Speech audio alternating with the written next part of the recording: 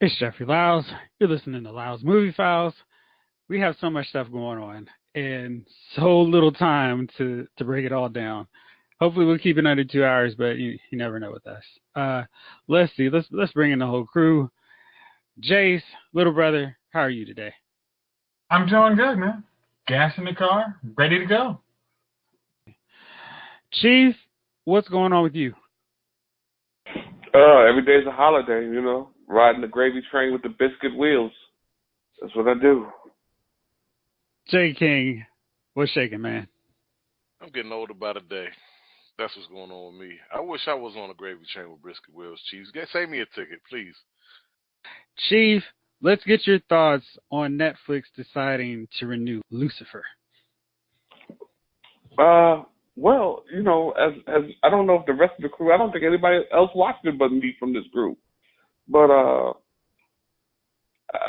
ever since I've been with Lucifer since the first season, day one, A1, and I'm excited because now there can be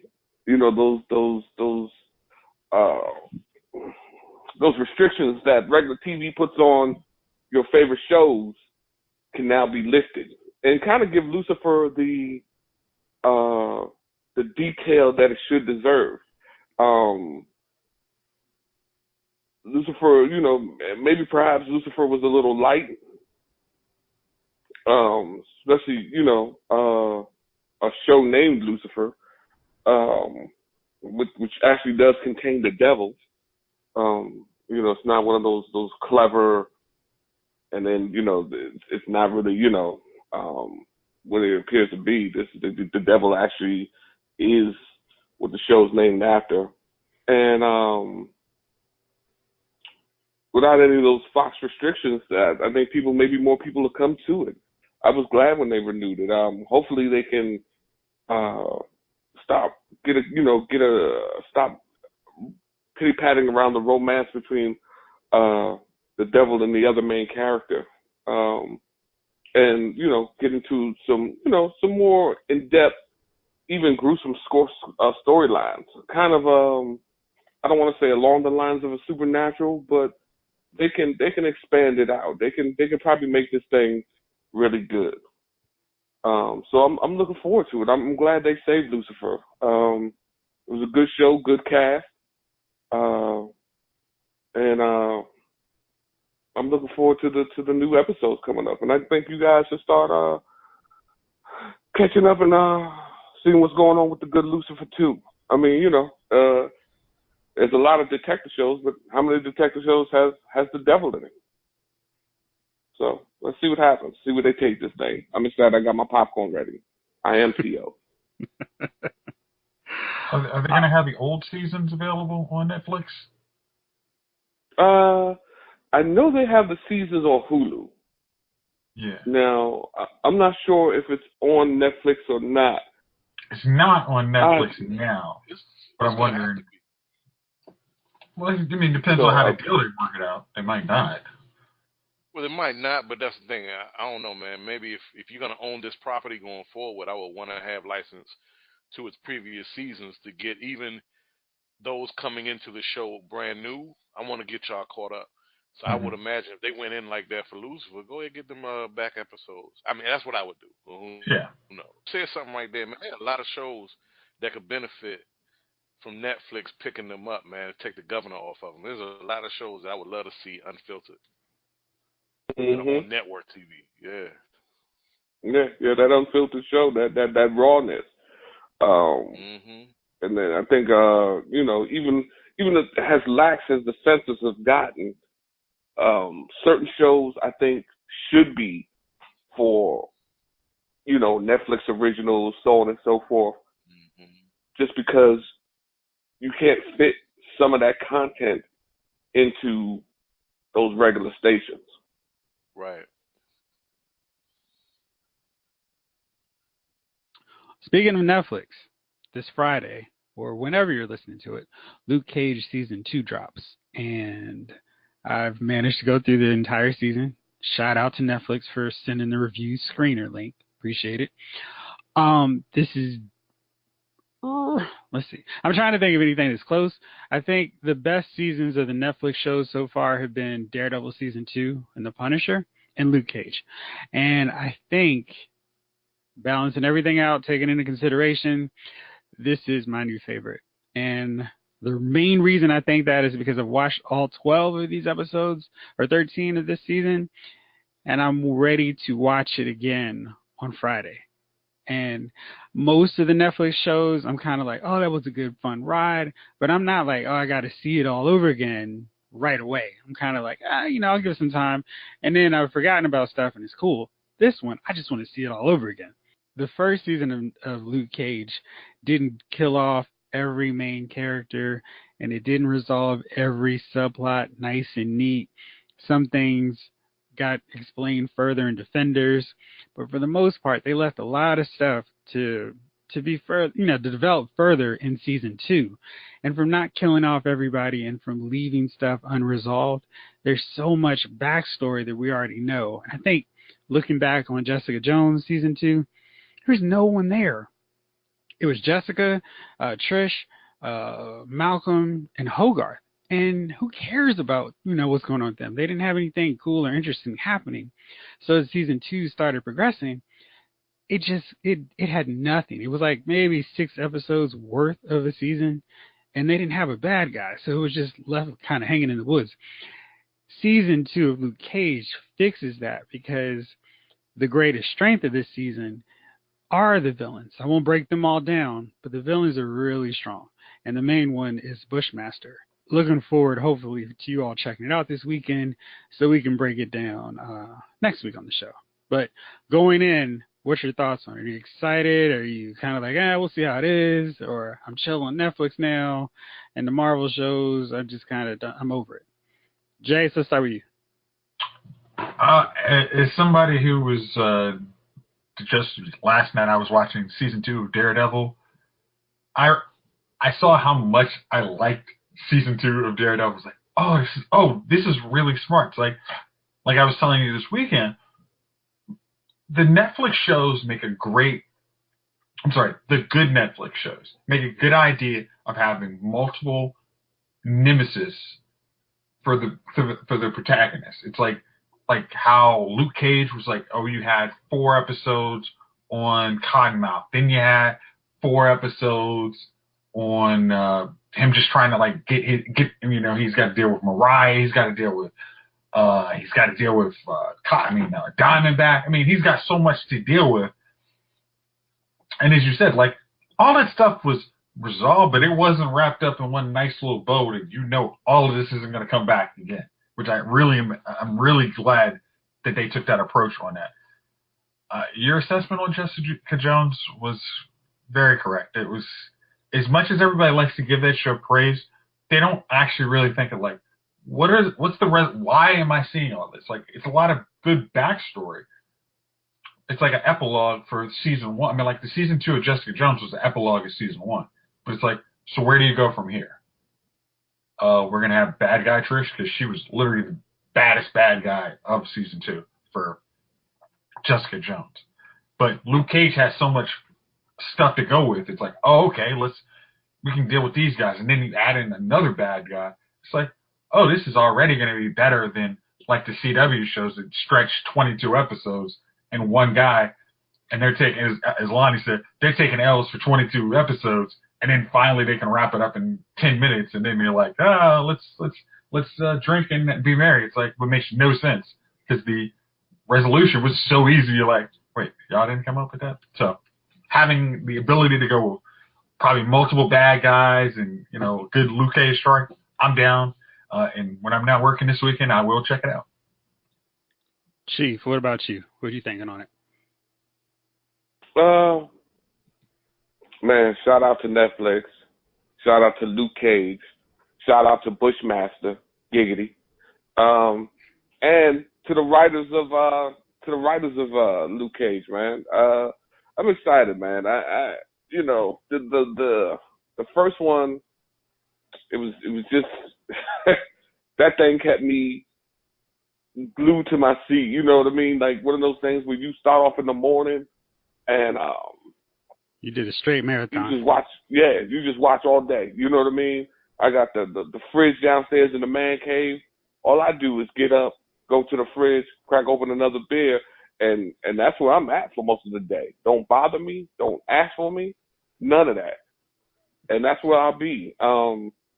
I've got tickets to see Jurassic World early Saturday morning. From that point on, after I get home, I will spend the rest of the day watching Luke Cage and enjoying myself. I have no thoughts of it being like Iron Fist. I know they for whatever reason they keep it real just real urban and gritty with the Luke Cage series. And I don't see this, I don't see it going any different, man. So that's what I'm gonna be this weekend. I'm gonna be checking this Luke Cage thing out. This last show was just so phenomenal, and out of the Defenders, like I said, I do like Jessica Jones. I don't, I couldn't stand Iron Fist. I don't care what anybody says, But Jessica Jones I do like Jessica Jones, but it just can't, none of the other guys hold a candle to Luke Cage. I don't know what it's about. I don't know, the writers, they got the different writers. I don't know. But that Luke Cage thing is wonderful. It's wonderful TV. I don't know how many episodes it is, but it's for those episodes, man, it's just wonderful watching. Hell, it makes me really want to watch the first season over again. Now that I'm thinking about it, it was just that good.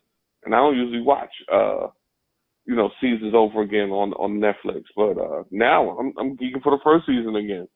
So we'll see.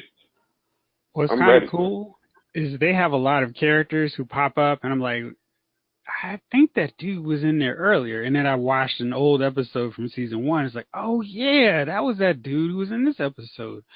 And just from like the supporting, like the third tier supporting characters who maybe pop up in an episode or two, and then they have a greater role in this one. It's like, oh man, y'all are really on top of like your own series universe in terms of these people actually do matter. They're not disposable cannon fodder people, and things that happen to people in season 1, they expand on them further and give you more insight. So it's like, oh, it wasn't so cut and dry like I thought it was in season 1. Season 2 goes into great detail explaining a lot of character mindsets. So it's really, really good and very well done. Jovon, you got any thoughts on it? Oh yeah, of course. Luke Cage is one of my favorite shows on Netflix, and I'm with my man's Chief and Jason. This is must-see TV for me, and I love the fact that it's Netflix. It's a Netflix series, so I don't have to wait in suspense for next week. I can watch continuously on a Saturday or a Sunday that I'm not doing anything. And like Chief was saying, I'm piggybacking on his statements. Dude, this show resonates to us because we're brothers and we're real brothers. This show. There were a lot of moments last season that just got me. Like there were a lot of times when they played hip hop from our era, and it just struck me because you see this black man walking with power through these Harlem streets, and you like, man, yeah, that spoke to me. You know what I mean? It's not like some, just random character that you don't relate to because he's just how can I say, like you're not invested in this guy because he's just some character. No, Luke Cage grabbed you from onset. Like, yeah, I can get behind this dude. He's solid. He's one of the. He's the type of a cat I would root for in any situation. So they do a great job of capturing that, and not only that, his strength as a character, his character as a man, and strength as overall, not just on a superhero level, but on a human level. They capture all of that, and it's layered. There's so much going on with that show, like a lot of the Netflix original programming, which is why have been saying, dude, Netflix is starting to take over when it comes to original programming. So networks, basic cable shows, watch out, they coming. It's not even that they coming; they already here. You best protect your neck. Yeah. So you're gonna hear some more songs from our era and some nice appearances from some other people. So yeah, Luke Cage is all of it, and I'm gonna be watching it on Friday too because I want to see it again. All right, let's move on to a show I do not want to see ever again. Supergirl had its season finale on Monday, and wow, this was an incredible season finale to an incredibly awful season. Maybe like the first half it was good, and everything with Rain from beginning to end was good to great. Love Sam, thought she was a great character. Lena was awesome, but man, I was trying to write some notes because I knew we were going to talk about it tonight. But geez, there's so much. I'm just gonna go with my top 10 questions. You guys can answer them. Try to keep them in mind. I'm just gonna run through them real quick. I'm just gonna give the questions. I'm not gonna have any further thoughts. Allure masters her heat vision faster than any other Kryptonian on this show. How and why? Let's see. We get a mention that Superman saves Madagascar, but he doesn't meet his aunt. Why did James unmask? Why wouldn't Saturn Girl bring the rest of the Legion to stop Rain instead of just Brainiac, who has no powers? And also, why did Saturn Girl apologize for ending things with Mon-El? I mean, I'll go back to that later. And how did Wynn become smart enough to take Brainiac's place in the Legion of Superheroes in the future? I mean, it makes no sense because the dude is going to be slower than everybody in the future. He's going to be on iPhone 10 and they're going to be on the iPhone 90. Okay. Let's see. Now, why is Supergirl down to kill? Let's see. And turning to my second page of notes. Yes, I had 2 pages of notes. How is the victory Supergirl's? It seemed to me from where I was standing in the cheap seats that Sam was the one that beat down Rain, and Supergirl had to use a cheat sheet time machine or time device because she screwed up the first time. So anyway, that is, man. Last question. Why is everyone standing around cheering when Wynn decides to leave? And did they all draw straws to decide who was going to say goodbye and in what order? Or did they just know Supergirl was going to do it last? Those are my thoughts, my questions on this season finale. Jayce, help make sense of it for me. Let's go with why all of the people from Argo City knew how to use their heat vision in 2 seconds, knew how to fly, all that stuff. Just because they're better than you, okay?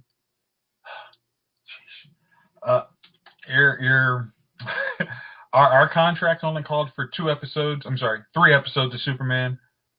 We do not have any more time for him. So don't ask about Superman again. Why Saturn Girl needed to apologize for leaving her husband to fool around with some old fling. That's just because that's just what women do, Jeffrey. I mean, they let you get away with everything, right? And because I'm sorry. No, anybody who does anything good for Supergirl is always to be apologized for. But Supergirl is never held to any kind of standards. Sorry, I was too broad on that stroke. I'm sorry. Brainiac is just as useful as Wynn because he had no idea how to do anything. So I think they're about the same level of intelligence. What else do we have? Yeah, and the victory belongs to Supergirl for everybody knows she screwed up the first time. So we obviously, because you used the cheat code, the victory is 100% yours. Like, because Sam did the finishing blow, actually did the work on actually ending Rain, that's irrelevant. Everything is about Supergirl, Jeffrey. And you forgot to mention how the fact that Alex says, I want to leave the DEO, Martian Manhunter decides, you know what? I think the best way to do that is for you to have my job. And for me, the superpowered alien, to peace out. Makes sense, right? He didn't do anything anyway. No, except get knocked out. he took the initial superpower blow that was meant to knock out Supergirl. So he was a nice like Mike Tomlin for LaDainian Tomlinson. Like he just made that good block, and then all of a sudden, LT, i.e. Supergirl, could do her thing. It was perfect. Always, it was a great 1-2 combination. Can't argue with that. Chief, you're not looking at me. Good. Okay. Good. Yeah. Chief, what did you think about this? I was confused, man. I was more confused than how to use the three seashells from Demolition Man. Listen, I don't even know where to begin. I'm not even sure what the hell happened in the episode. So let me just ask you this. So if a family member starts to have like Alzheimer's, right? Mm-hmm. You have to kill that family member? Not like, that should we just start killing Alzheimer's patients? Maybe that's, grandma doesn't remember me anymore. Take her out back, son. Use the 40-40. You know what I mean? Like, lay her down. Like, at what point if you had this relationship with your father and he develops Alzheimer's where he's forgetting, but you don't say, well, shoot, Pops, you know what? I'm gonna find out how we can find some arrangement how we can take care of you. Listen, I'm gonna drop you in some lava. This is how we're gonna end it. I'm sorry, can I interject? What is the one weakness to Martians? Fire. Why the hell would anybody think to put the people who are actually vulnerable to fire in this fire situation? I don't even know, man. I just when I was watching that scene, I was like, what is he? He's giving him his memories. I was like, okay. Then I was like, oh, is he about to kill himself? I said, come on, man, come on. This is how it's done on Mars. Hey, look, man, you're getting old. Take him out back. Come on, Pops, we got to take the walk. Son, I never thought I'd have to take the long walk with you. But yeah, so that was that. The rain thing. So she goes in. She just starts shooting her. I mean, people have been hit with these I-beams. Dude, oh my gosh. All season long. All of a sudden, at the end, they're just burning through people. I'm looking. I'm like, oh, they're killing them now. I was like, they hitting them up. She's burning through. I said, oh, come on, cuz. Come on, man. Listen. Stop. Why are you doing this? So everybody goes down. Everybody's got a hole burnt in them, falling down. Jimmy Olsen. So I don't know if y'all looked in the lobby, but when you looked into the lobby, it was a wall of fire. It was literally a wall of fire. Like, and Jimmy Olsen was standing there, and she's like, I gotta go inside for my baby. And I'm looking, I'm like, how are you even gonna get inside because it's a wall of fire? So he's like, no, I'll get your son. So they're standing there. In the midst of all this chaos, he just unmasked himself. And instantly she knew that he was going to bring back her son. Because I mean, I'm thinking to myself, if you were out somewhere and just say your lady got stuck somewhere, and so you're like, oh, shoot, let me go rescue my woman. And a dude walked up to you and he was like, I've got it. You're like, hell no, man, get out of my way. And he just pulls down his hoodie so you can look at his face. And all of a sudden, you know, that guy right there will rescue your woman. I was like, what the hell is that? So he walks through the lobby of fire somehow, with just a regular ass Jimmy Olsen costume on, because I don't remember it doing anything special. It doesn't do anything special. It's not special. So he walks through, then like 10 seconds later, the child was caught on the 3rd floor, right? Yeah. He was like, so 10 seconds later, he pops back down with child in hand. And then, like I said, if you look behind him, it's still that wall of flames. How the hell did he get the boy out of there? He didn't jump out from the 2nd-story window. He walked right through the lobby. I say, yo, they've got to do better. Man, you know, I always think about this Lawrence Taylor sacking Ken O'Brien. And as he's leaning over Ken O'Brien, he's like, son, y'all got to do better than this.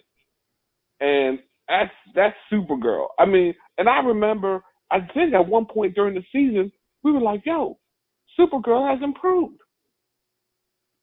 It's gotten pretty good.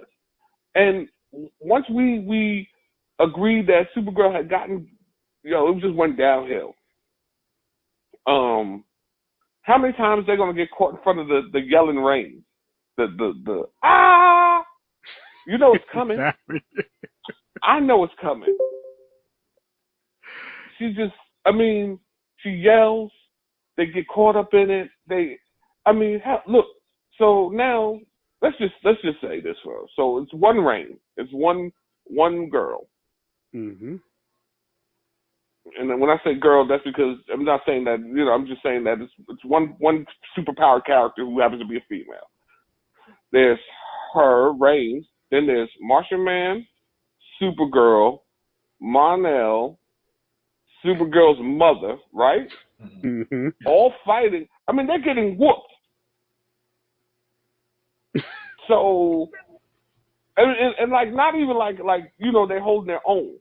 I mean, Supergirl's getting a thorough whooping. Her mother is getting a thorough whooping. Mon-El and Martian Man, Martian Man, he just got a glass jaw. He's just he's just in it to fall anyway. Hey, what you say? Oh, I'm down. That's you know what I mean? That's what he does. He jumps up and then he's the first one like, I'm down. Stop. So that's Martian Man for you, right? The whole season, that's been that dude.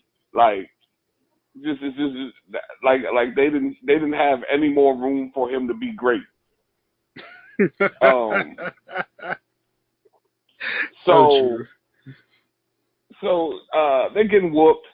Now, what's her name wakes up and she's like, Mom, you got your powers back. Okay, so she runs off, super speed.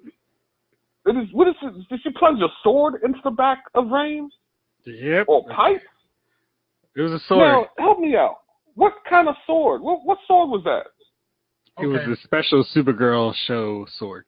It was made of Kryptonian metal. Let's just go with that. It came from Argo, so maybe it has elemental properties that could pierce Kryptonian skin.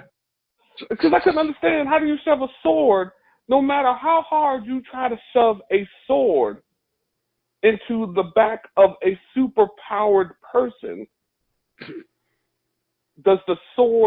won't the sword shatter? So I saw it happen, and I was like, hold on, that's not right. Because if you can shove a sword, you can shove bullets through the person by shooting a gun. I mean, okay, so anyways, whatever happens, Rain feels it, yada yada. They sink her in the lava, so on and so forth. She shoots the bee. Listen.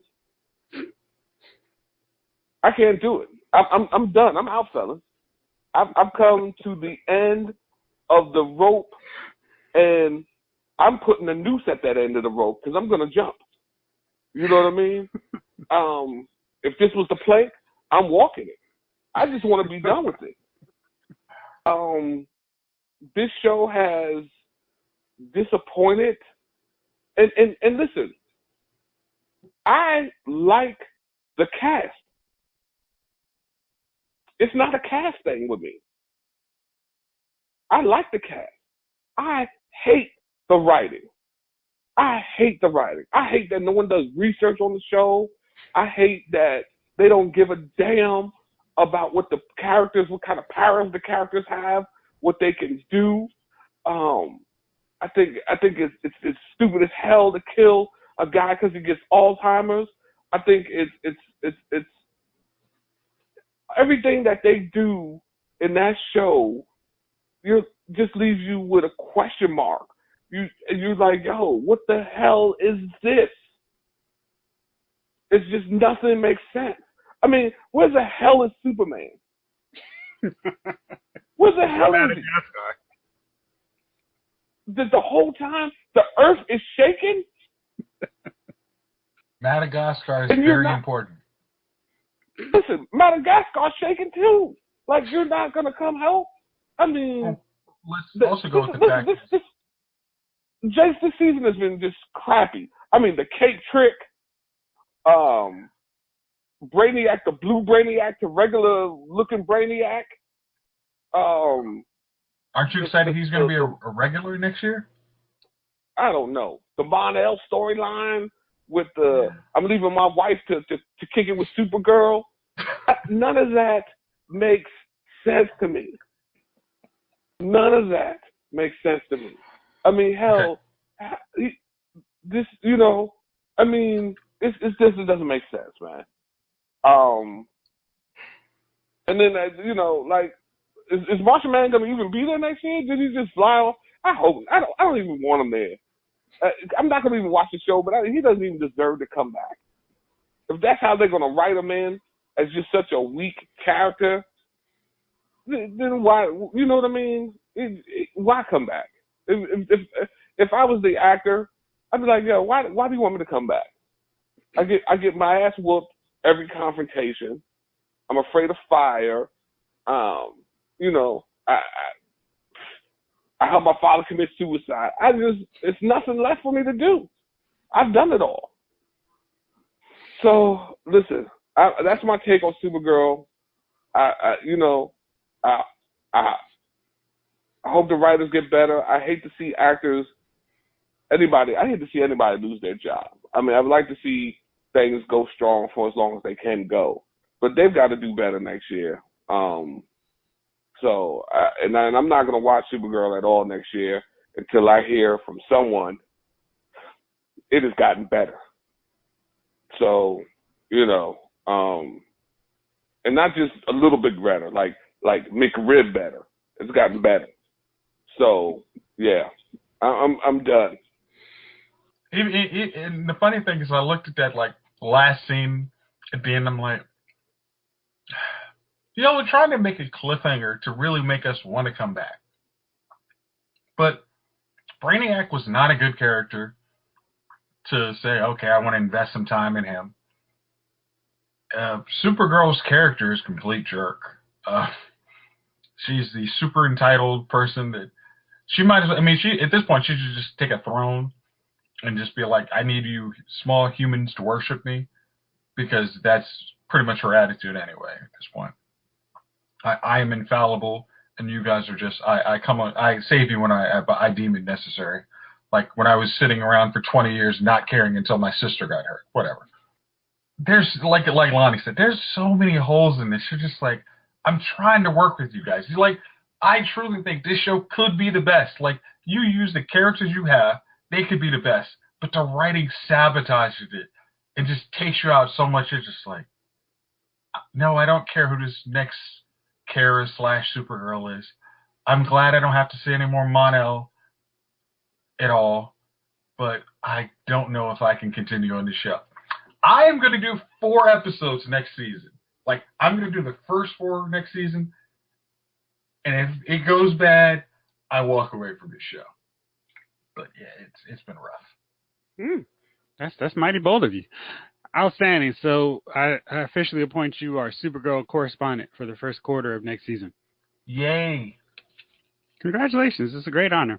Walking Dead is about to go into season 9. And according to one of the producers, they're going to work on great stories for women. Of all the shows that probably needs to do better by its female characters, I really don't think Walking Dead is one of them. Because, they don't make the females like eye candy or brainless unless they're walkers.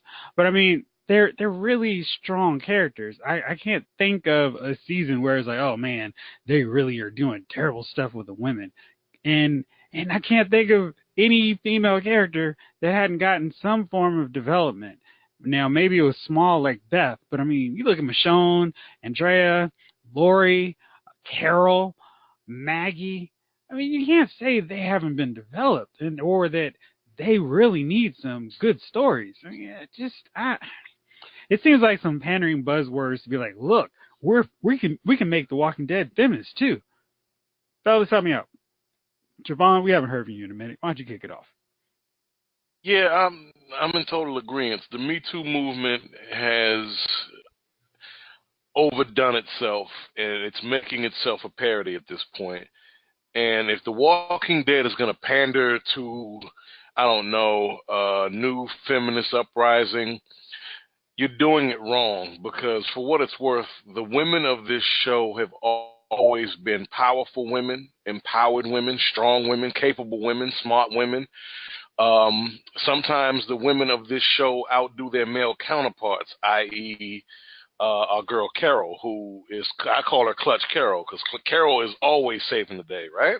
Mm-hmm. Carol started out as a very docile, weak, abused woman, a mother and a wife whose pig husband used to beat her and control her. Well, once he died and she lost her daughter, instead of going into a dark place and pretty much writing Carol off as a character, Carol became one of the most indispensable characters of this series. Michonne is one of the baddest characters of this series. Maggie went from eye candy farmer's daughter, who was nothing more than Glenn's girlfriend in the first few episodes, to being the leader, and now going into what we've seen after the end of season 8, not just a leader, but there's chances that Maggie is going to usurp a position of power from the departing Rick, boy Andrew Lincoln. So they don't need to go down any, and I haven't even mentioned Lori. I haven't mentioned several other female characters who were very powerful, strong characters in the run of this series. Even the ladies of Negan's camp, other than his wives, his lieutenants, we see they're very strong and capable. We forgot about our girl, what's our girl? Sasha. Come on, there's no need to pander. There's plenty of strong female characters in this series, and have been through the run of this series, that we don't have to do this kind of cheap pandering. And I think this is more than I think that this is an attempt to create stronger storylines to showcase stronger women in this Walking Dead world, which is they've always existed and always have been there.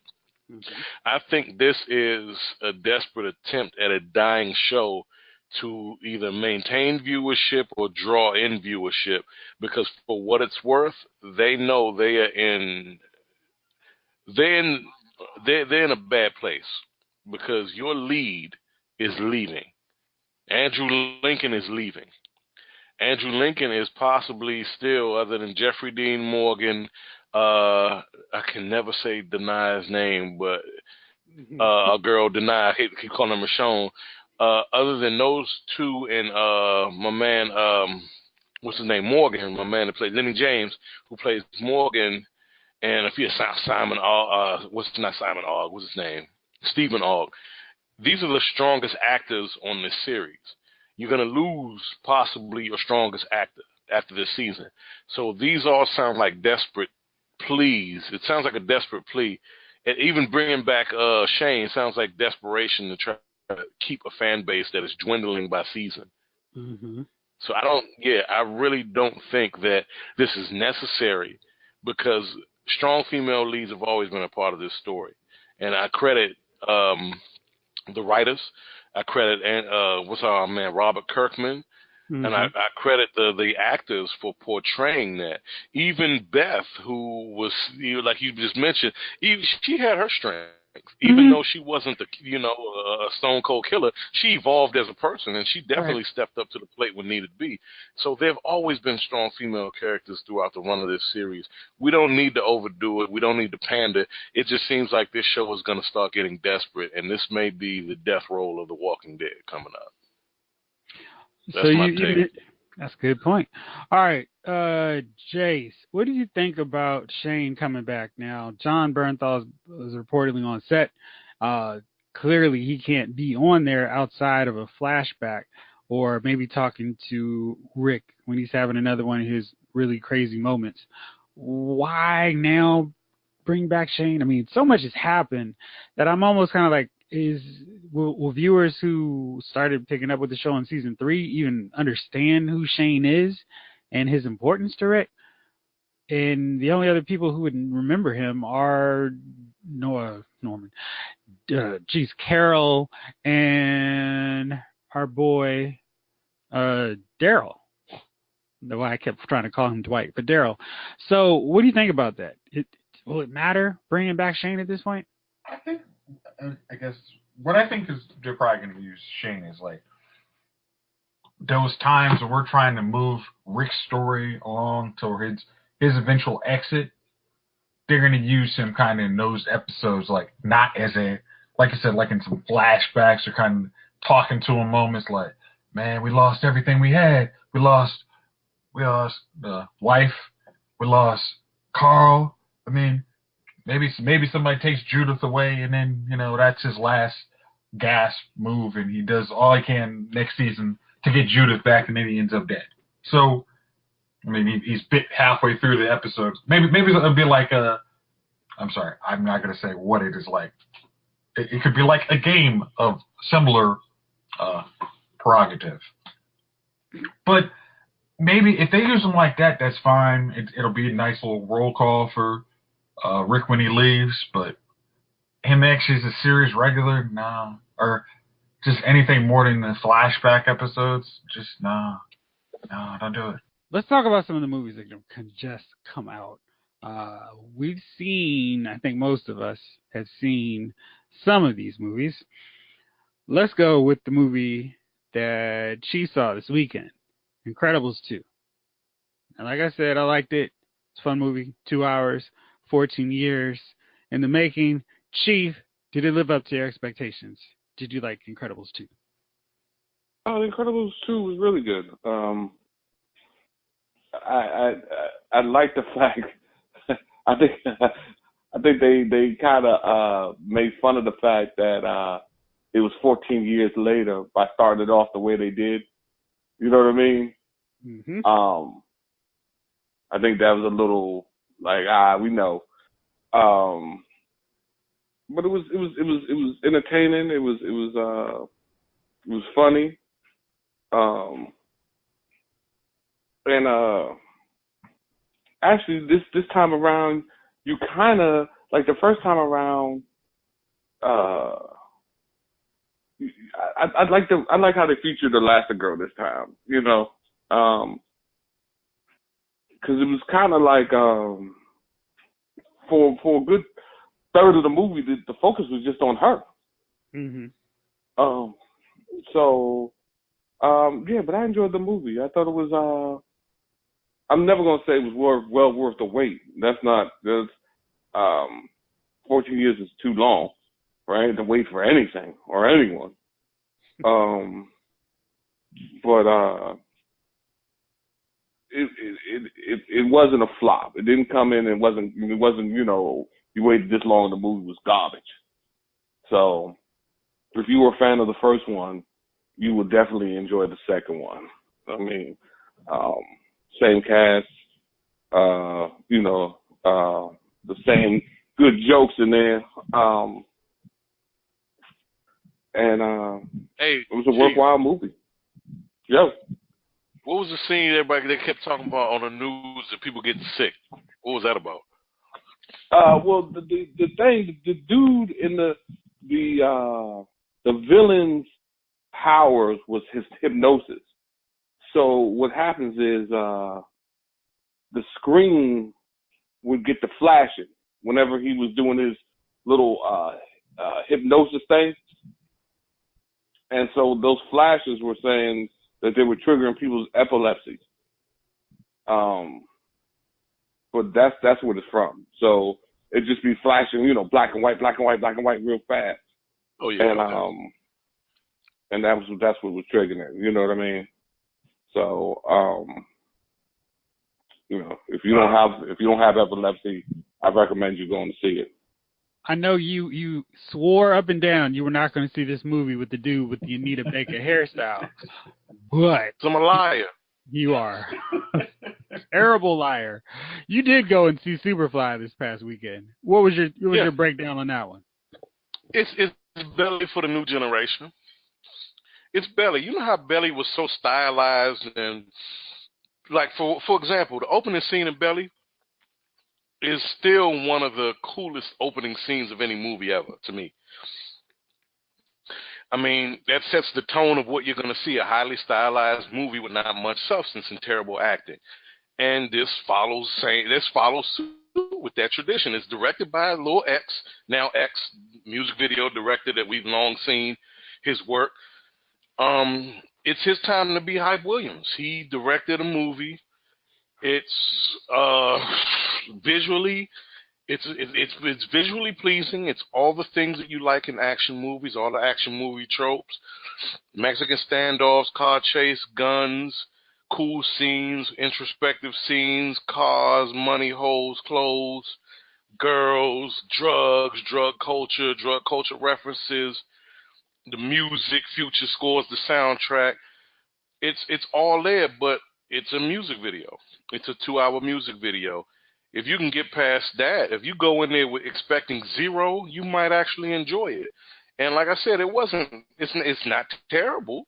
It's not good either, but it is what it is. It's a 2-hour music video. Okay. That's what I got. That's honest take. So, however do you want it? However do you need it? Yeah, that Belly scene.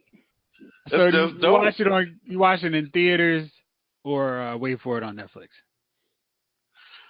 Don't spend your money, man. It'll be on Netflix by the end of the summer. It'll be on demand by August, but before Labor Day, it'll be on demand because I'm gonna be honest with you, it opened last week. I don't got it making it past July 20th or the weekend of July 15th in theaters.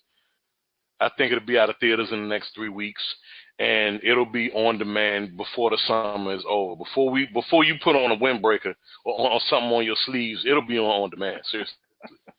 Seriously. All right.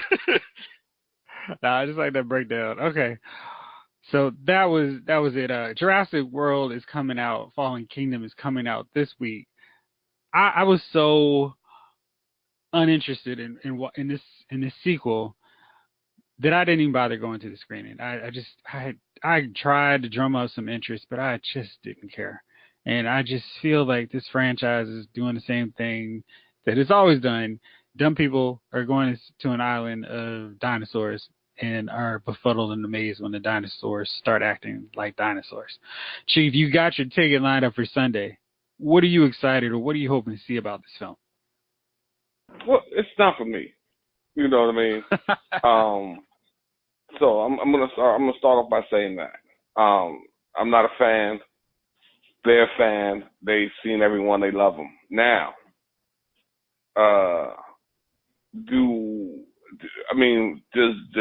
will I go in there and enjoy dinosaurs eating people? Of course. You know what I mean? That's what we all go to see. I mean, you know when it all boils down to it, you've never gone into a Jurassic Park movie and just really loved it for a storyline.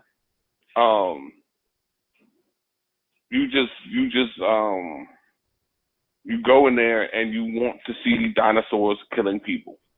It's just what it is. You want to see the velociraptors get a hold of somebody. You want to see the big T-Rex, and then you want to see now they got that big thing that comes under the water, that big whale-looking one.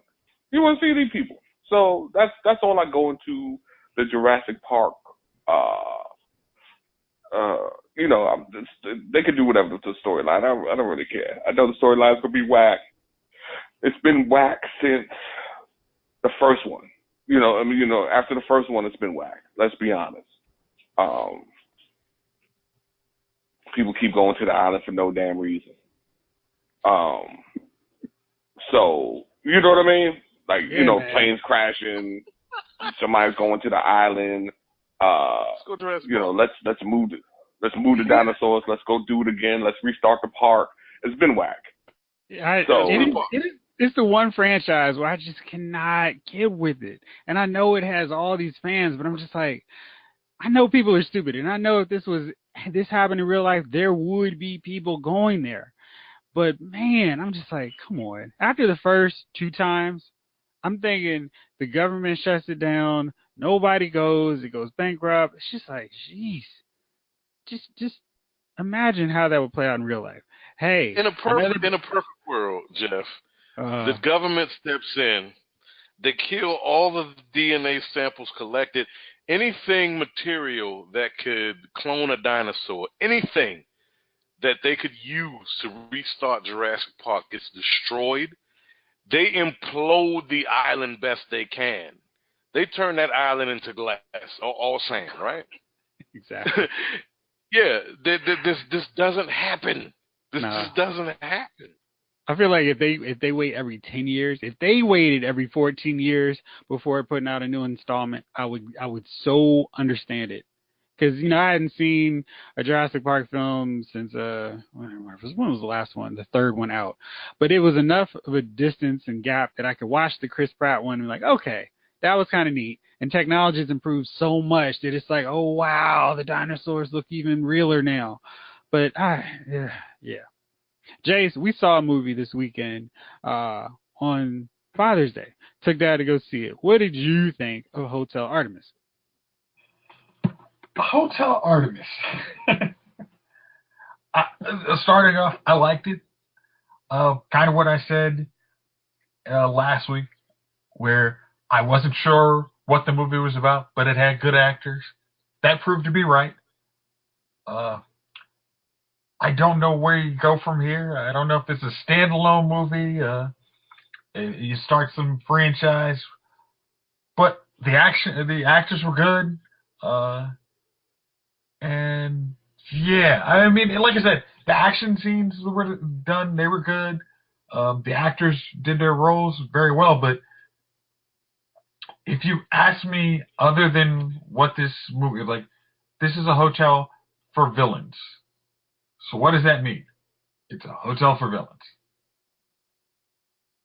So what is the next move? It's a hotel for villains. Could you watch this in home? Yeah. If you have some time, it's like if you had some extra time on your hands, would you want to go see it? Sure, but I think you'd probably rather see Incredibles. And that's kind of where I was. I enjoyed it, but I probably would use the time differently if there were better options available. I think it's a film that if you watch it in theaters, it's gonna be like, okay, it was all right. But once you see it again, preferably at home, on that repeated viewing, it's gonna be a lot more interesting. You're gonna kind of feeling it more because it's like, all right, I know which way it's going. This is definitely one that doesn't need a big screen presentation. I think if that was a Netflix original, we'd call it one of the best Netflix original films we've seen yet. Yeah, it didn't seem like it had a massive budget.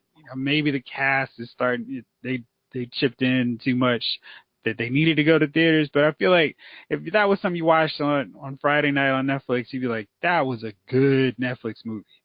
And it's like I didn't feel like I wasted the money in the theater, but it's like, I could have seen that at home and been just as fine. Right. Yeah. Like you said, if that was, I compare. Was it not Driver, but the one with Rimlow, Crossbones, the driving movie. The Wheelman. Wheelman, yeah, Wheelman. Same thing. It's like if I knew when I'm in here, it's 90 minutes. Okay, yeah, that was cool. But adding in the theater aspect of like, yeah, so like, wait, did I see? I know I saw. There's nothing hidden in there, but it's just like there's probably more story to this that would be cool, but I don't know if it's sequel worthy to get into the deeper stuff on all that was going on in the movie. Yeah. It was like I didn't feel my main thing whenever I pay for a movie is I don't want to feel like I wasted my money or my time. And I didn't feel like that was the case with that one. So that's really all I wanted. Another film, and this one I think is probably the most interesting news of the day. We're 26 days into Solo right now, and it has made 196 million. That's pretty good for most films. I told you Ocean's 11 made 183 million. So that's pretty good for the average films. It's just the problem of Solo, a Star Wars story, only managing 196 million. That's causing some problems. Rogue One, for comparison, made 481 million at the 26-day mark. Such a huge difference. And Lucasfilm is apparently so worried and concerned about this that they've decided to put all the Star Wars story spinoffs on hold. And they're going to, quote, focus on the Star Wars Episode 9 and the direction for the next Star Wars trilogy. What do you guys think about this? Is this the right call? Was this just a case of no one really wanting a Solo film and didn't care about it in the first place? Or is Lucasfilm totally not understanding and not reading the room properly? Let's go with you, Jovon. It's a knee-jerk reaction because, as we said in that podcast discussing Solo, I don't know what they expected. Well, I don't know what the public expected with a young Han Solo film. Harrison Ford is not going to play Han Solo in this. So the man that you're used to playing this character and the character that you're used to seeing is not going to show up in this movie. This is young Han Solo. This is showing you what Han Solo was and how he became who he is or who you know him as today or who you've known him as for the last 40 years. Because people like familiarity, because Hollywood doesn't take risks anymore. That's why we're at this place of, oh my God, this was a failure for us.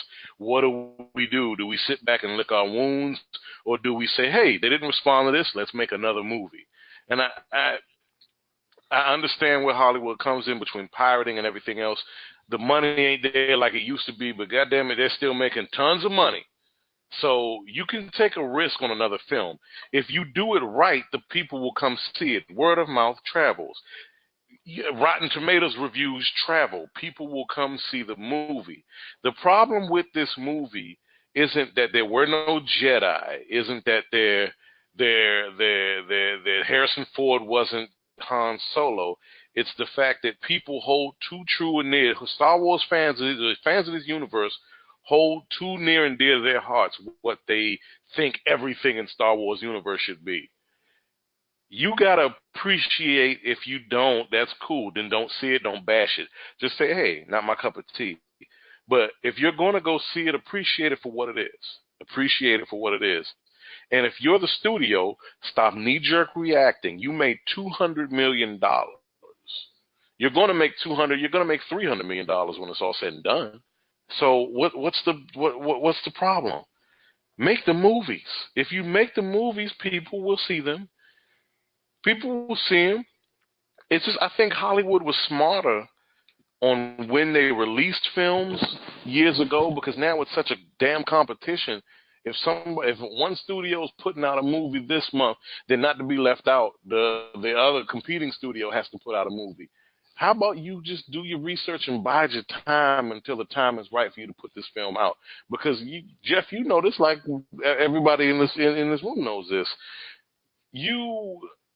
What studios would do is they would make a movie, let's say it finished production in 2017, and if the time wasn't right in 2018, there were a lot of kick-ass releases that year, and they felt like, well, maybe this movie won't hold up well against these releases, they will wait another year to release the movie. Am I right about that? Maybe not that long, but they would just rearrange when they put it out. Yeah. Batman versus Superman was originally set to come out the same year as Captain America Civil War. And then they were like, Hmm. nah. And whether that was to retool or just to get the heck out of Dodge from what was going to be one of Marvel Studios' biggest films, they got out of the Hmm. way. And I think they just needed, I did not like when they decided to schedule it. When word first got out, it was like, dude, that's 2 weeks after Avengers Infinity War. Right. Everybody wants to see that film. And then you're only giving yourself I'm sorry, it was 3 weeks because it was just a week after Deadpool came out. I'm just like, fellas, those are two big movies. You're going to be the third big movie to come out in that span of time. Yeah, you You killed yourself. can't, yeah, it's just your audience is going to be like, we've seen two good movies already. What do we need to see a third one for? I mean, But there's gotta, if money's yeah. tight, we're not going to go see a third movie. We've already seen two. But from what I've seen is that there are some movies that were filmed a year, 2 years ago that release a year, 2 years later that become successes because they waited until the right time to release a movie. The same thing goes for, let's say, if you release an album. If I'm some young up-and-coming artist with a buzz right now in hip-hop, I'm not going to release an album at the same time as Kendrick Lamar, Jay-Z, and Drake. I'm going to wait until the second tier, third tier guys are releasing albums in, let's say, February, March, and I'm going to steal the audience there. So I think it was part everybody of else the can plan. rap. Yeah, right. So I'm gonna plan to release this movie at a different time. And Jayce touched on that. Then this probably would have been a better released film. Let's say, when did you say, Jayce? Thanksgiving, Christmas time, or something like that? Yeah. Like, Yeah. there was They nothing could to have stop did Solo themselves a from. huge favor. I mean, December. I mean, you don't want to go like end of summer, which wouldn't have been a bad idea. I mean, it would have been like, oh, this is end of summer, wrap up September. It might not have made as much money, but there was nothing stopping him. I mean, you would have had the fanboys say, this movie should be so bad, that's why they put it to end of the summer. But it's like, sometimes you can actually just release a movie and just make the money. Like, you didn't have to compete. It's like, there was nothing to stop them on this. Like, but most of the time, when they release a movie, it'll be like Red Dawn, where they have it held for 2 years, and then like, oh, thank God, Christopher Helms got big. We can actually release this movie. We can actually release this movie. Somebody might see You it. say Chris Helms? Hemsworth or whatever his name He's is. on Red Dawn, the new It's one. one of them Hemsworth boys.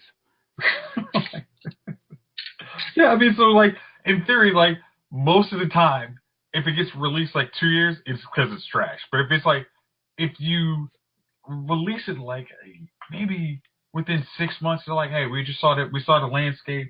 It wasn't the way to go. I mean, we didn't put too much money into Super Bowl ads, so let's shift it down. Nobody's gonna care. Because Black Panther, Ant-Man, Deadpool have showed us that you can wait and choose those dead season times of movie blockbusters coming out to release a movie and still make a ton of impact, still make a lot of money, get a lot of buzz behind this film, and ultimately make the money, which is what it's about, right? You can do that without it being July. But let's say your best time is like how the Disney movies. I mean, well, Marvel found out like, hey, we can use March. March is a good time to actually. People want to see good movies. Like in January, they're tired, they're broke, they don't have that disposable income. February, well, there's some bad movies that kind of have niche audiences, but people will go see. But March, yeah, March is cool. Now, if you said, hey, March we got Black Panther coming out in February.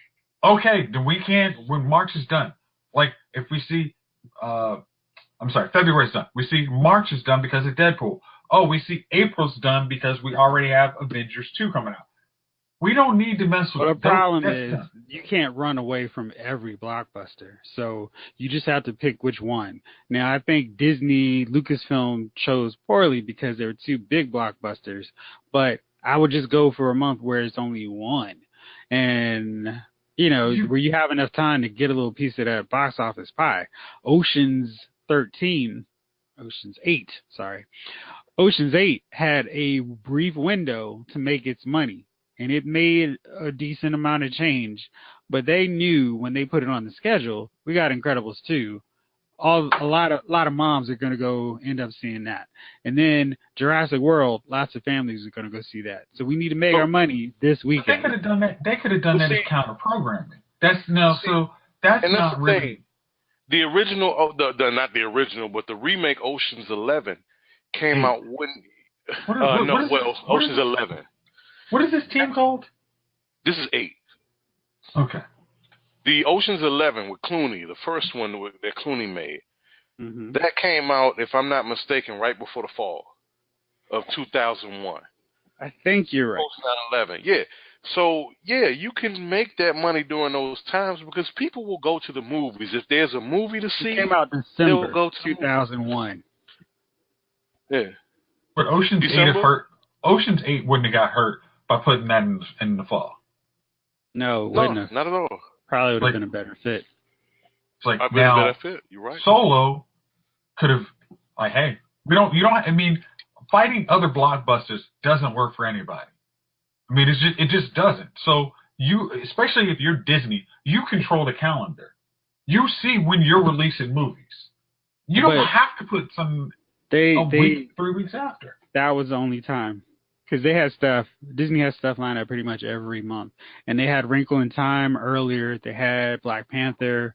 So they've had stuff. This was the best time, the summer, but they just chose the worst of a 3-week span to release it in.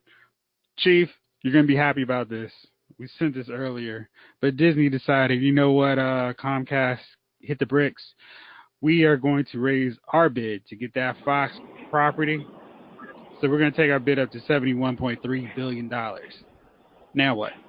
So it pretty much seems like it's going to be a done deal because I don't think Comcast can keep, we'll raise you and we'll raise you.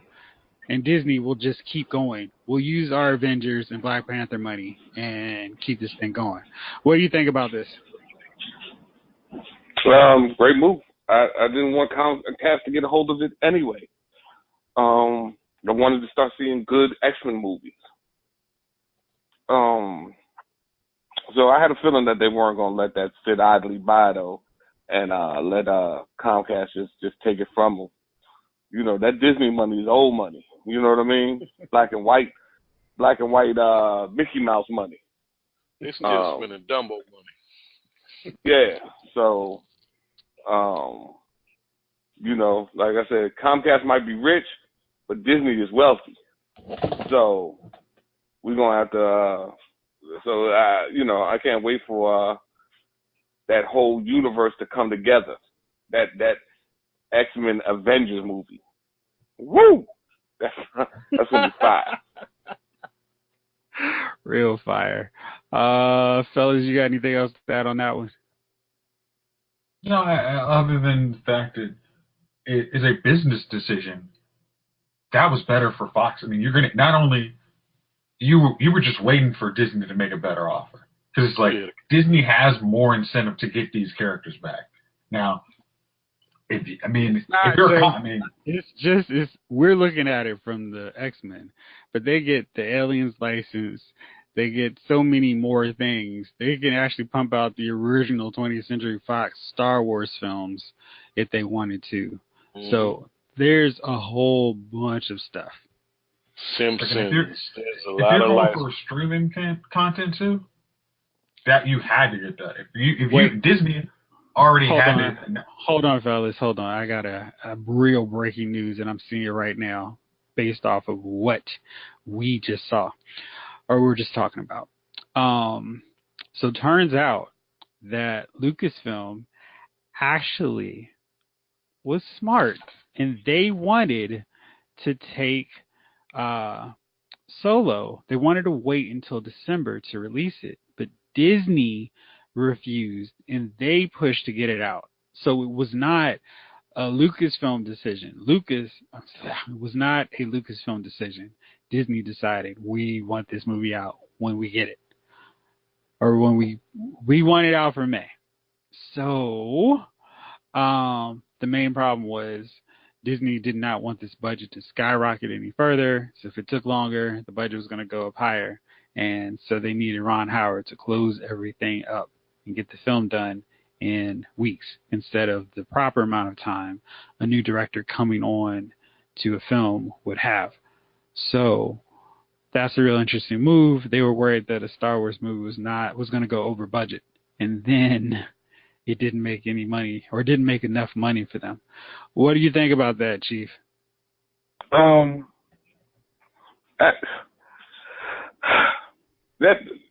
had a feeling that Solo movie wasn't going to be that. So, maybe a later release would have helped it. But, I don't know if people are that interested in prequels in a sense. You know what I mean? You remember Carlito's Way prequel? Yeah, man, but that just seemed like a bad idea. Yeah, that's what I'm saying. So, Jay Hernandez has Carlito. Just sometimes it's just a bad idea, man.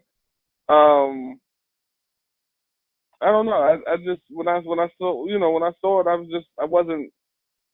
I wasn't thrilled by it anyway. I never went to see it. Jovon said it was good. I just, it never tackled me like that. It wasn't one of those ones that I said, I got to see this.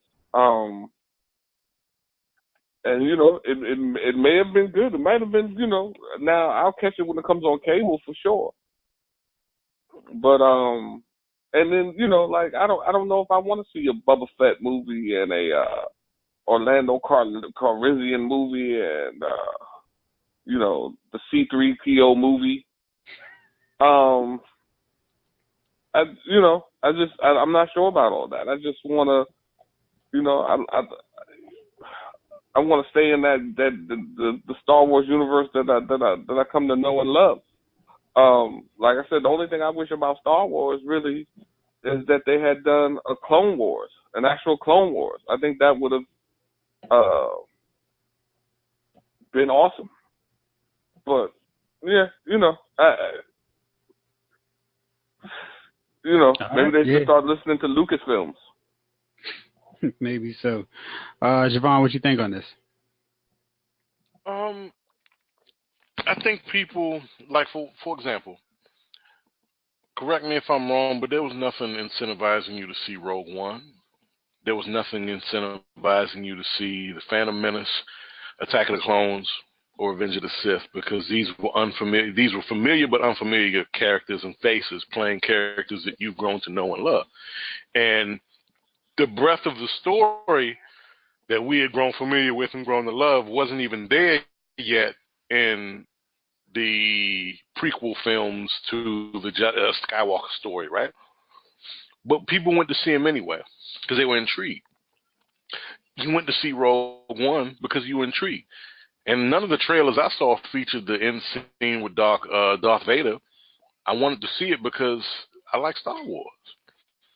And the trailers made me say, hey, I might go check this out. I might go see this. I might check it out. Han, or Solo rather, I don't think they captured, the part of it is the wrong timing. They didn't capture the essence of Han Solo and that's the thing about it, and I've said that before. This wasn't the Han Solo that we've grown to know and love. This was young Han Solo. He's unsure of himself. He's just trying to prove himself for the most part. And it's up to you, the moviegoer, to come in there with that lens. If you're going into it expecting to see Harrison Ford as Han Solo, then you're going to be disappointed. Yeah, you're not going to want to see it.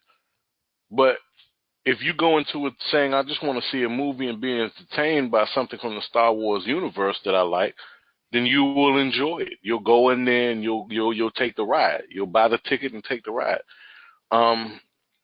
With that said, Disney needs to stop banking. I mean, it's hard to stop banking on the Disney name when you're Disney, right? That's crazy talk. But sometimes you really gotta listen and listen to the waves, if you will. You You got to listen to the motion of what's happening right now. If you knew that Marvel's putting out one of their biggest films in the Marvel Universe, the biggest film of the Marvel Universe, and sandwiching that in between one of their biggest films that's still riding a hell of a wave in Black Panther, and another one of their sleeper hits, followed by another one of their sleeper hits, I would think, well, maybe it's not the time. Disney just wanted to cash in on the summer movie aspect. Hey, just win with The Incredibles. That's your win right there. You're going to win with The Incredibles. So Incredibles is going to make you $1 billion in movie sales internationally and domestically, in merch, DVD sales, digital downloads when it comes out, as well as on-demand purchases for views. You're going to make your $1 billion. Relax and wait until the fall to release this solo movie, and you'll make even more money. Sometimes it's that thing. You just don't be greedy. Sometimes if you just bide your time, wait your time. Like, what's the saying? Where a young bull says to the old bull, "Hey, Pop, let's go run down this hill, and let's bone us one of these cows." And Pop Cow says, "Nah, son, let's walk down this hill and screw them all." That's something I think Disney could have learned from. Don't run down the hill and release everything right now. Don't bust your gun smoking right now. You got a 12 gauge right now with The Incredibles. People been waiting on this for 14 years. They're gonna go see it. They're going to go see it. Wait your time and say, hey, the weekend of October 20, whatever, there's nothing out but the obligatory horror movie that you don't want to see. So why don't you come see Han Solo movie? Come on. You ain't doing nothing. You going to watch another football game or another college football game? I know you about sick of it now. We 8 weeks in. Come on, watch this movie. Come on in, Blair. So come on in, Blair. You ain't losing nothing. So they should have done that, in my opinion. But we ain't in Hollywood. We ain't running the show. Nobody listens to us. Hey, then maybe they need to start. All right, well, that's it on this one. Luke Cage season 2 drops on Friday. Fellas, hopefully y'all will be able to squeeze aside 13 hours so y'all can catch this and we can break it down next week, because I am very curious to hear what your thoughts are on it. And that's going to do it for us. This episode of Lyle's Movie Files has been filed.